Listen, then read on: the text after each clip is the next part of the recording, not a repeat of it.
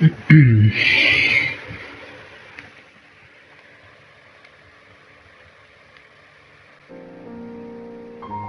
hello everybody, and welcome to my thoughts and impressions video of Kingdom Hearts Recoded. Wow, it was a lot longer than Days, I found, and unfortunately, I have to say I'm not as impressed with it as I was with Days. I found Days to be a lot more emotional, and it had a lot more of a point.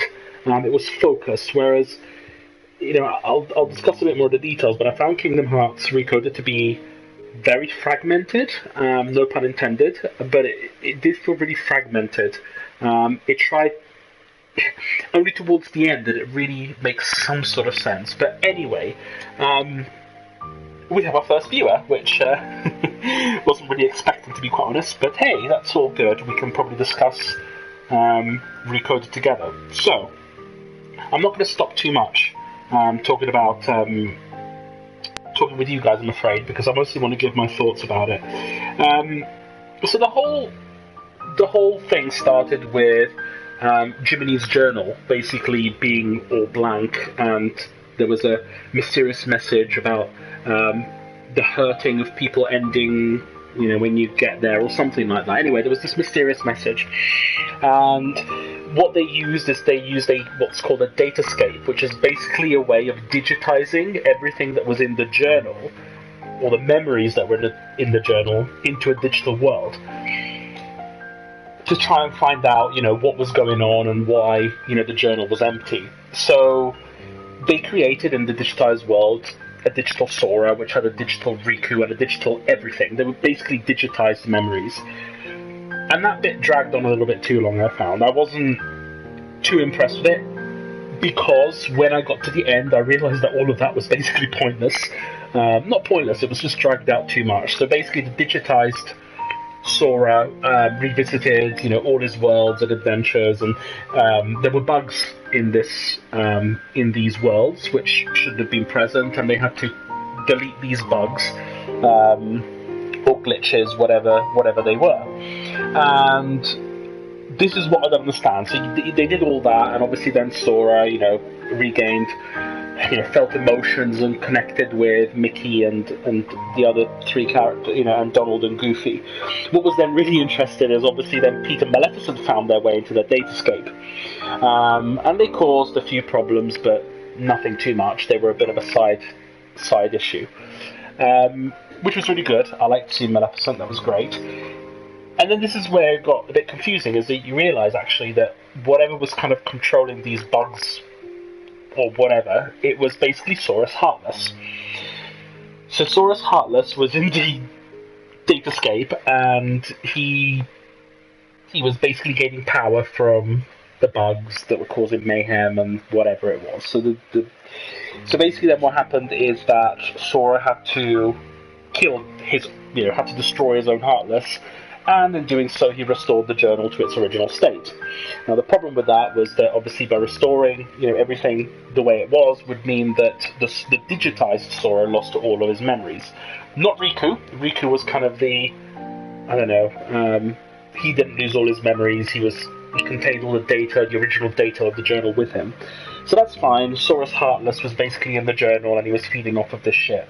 But the question remained, who created these bugs in the first place, and who caused all of this to happen? And then we found out later on that it's actually Naminé that did all of this to pass on a message onto the real Sora. Remember, the Sora that was in that datascape is all digital.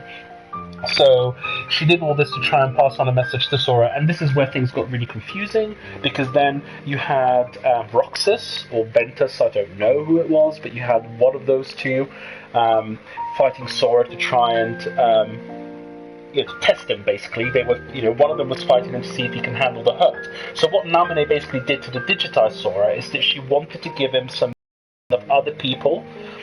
They were quite painful memories, but she wanted Sora to hold them within his heart.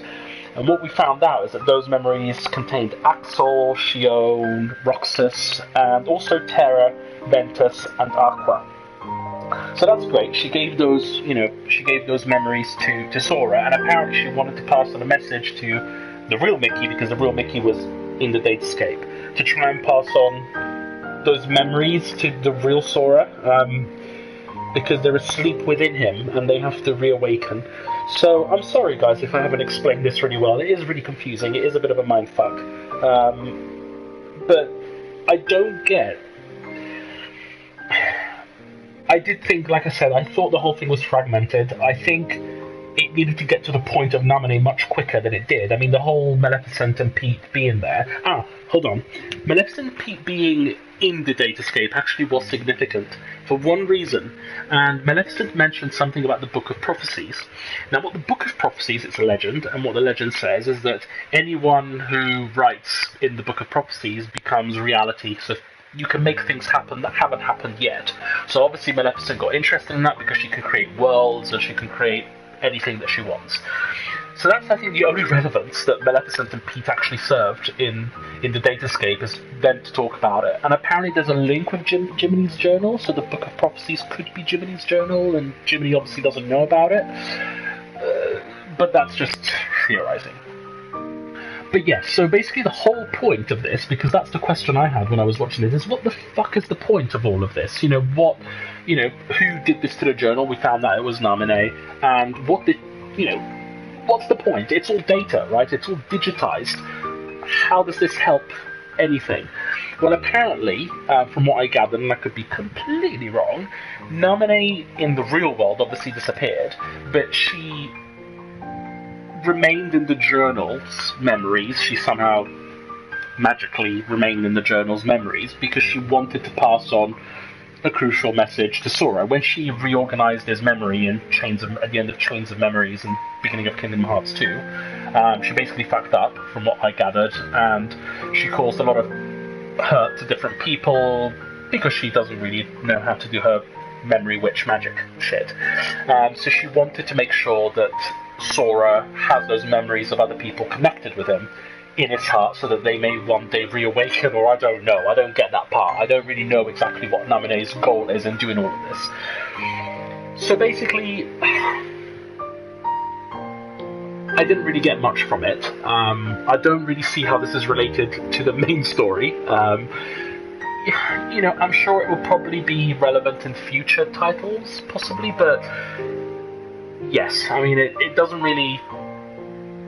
I'm not quite sure how it ties into the main story at the moment, but maybe we'll find out in 2.8. A little bit of a disappointment. Like I said, I think it dragged on a little bit more than it had to. I liked Days a lot better in terms of the movie, because I felt the emotion from the relationship of Axel, Roxas, and Shio, and I think that was really well done. But also, I just think Recoded just was a bit of a mess. There are too many... there are just too many things thrown at you all at once, and it's quite tricky getting them to link together and make sense with the real world, because remember that everything that happened in the Datascape was all digital, but I think the only thing I got from it that connected to the real world was the fact that Naminé was there because she wanted to pass on a message to the real Sora, but she couldn't do it in the real world. She had to do it within the journal. That's all I got from it. Now, how far I am from that theory or a level of understanding, I don't know. But that's really my thoughts and impressions of Recoded. It wasn't horrible. It wasn't as good and as emotional and as relevant as I thought Kingdom Hearts days were. But I think the very ending of it was interesting. I'm also interested in the Book of Prophecies because I have a feeling that will come up in a future Kingdom Hearts games. So that's cool. But before I end the video, of course, we do have messages, even in a thoughts and impressions video, so I'm going to check those out and say hello to whoever loyal viewer decided to join and close my stream. Hello, James.